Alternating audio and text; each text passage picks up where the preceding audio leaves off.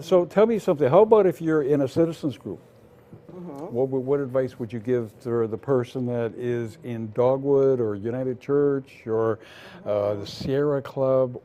Well, I think we all have to work into ProRep with our own base, whatever it is. You just gave some examples. Sure. And I know there's some organizations that have a heck of a time getting anybody to run for office, and so, you know, whoever's willing to run, you know, the sacrificial lamb, they get elected. But if you actually have elections in the organization that you are part of, working into having a proportional system within whatever this organization is gives people an experience to understand what proportional representation is and how well it works. And then they become a model, perhaps, for other groups and other levels, too. So, yeah, any kind of group that has elections could be looking at establishing proportional representation, in my And just mind. advocating within the group. Advocating it, explaining it, educating people about it. Let's try it, you know. The difference Yeah. between proportional and disproportional. Yeah. Okay, so, and lastly, we lost by a wide margin. What do you say to the people who gave so much of their time, their energy, and their money, yet they came up empty?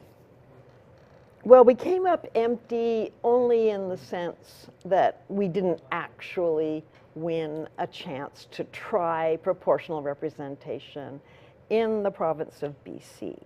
But I don't think we lost in the sense of having proportional representation be something that should be in our future.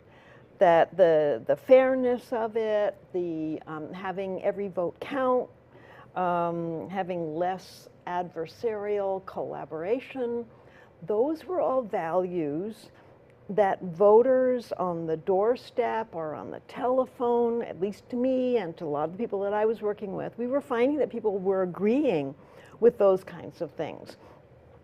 It's just that there was too much educating to do in too many levels, and so I think people actually do support proportional representation once they understand it, and once they understand that we actually don't have 30% of our vote translating to 30% of the seats. So a lot of people would say to me, well, don't we have that now? Well, no, first past the post doesn't do that.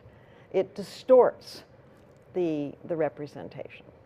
Right. So I think that a lot of people ended up voting no in question number 1, first past the post versus ProRep, because they didn't really understand it. They didn't realize how it would help them as individuals, the province as a whole, and we need to inspire people to look at change. So we go back to the first thing you asked me, which was, what would you tell people to do? Well, people need to understand that first past the post is unfair, anti-democratic. That's why most of the countries in the world don't use it anymore. The US, the UK, and Canada are basically the only large countries that still use first past the post, and it's inertia, it's people in power not really wanting it, maybe saying they want it, but perhaps not actually wanting it. So people, we need to inspire people to change from our unfair system.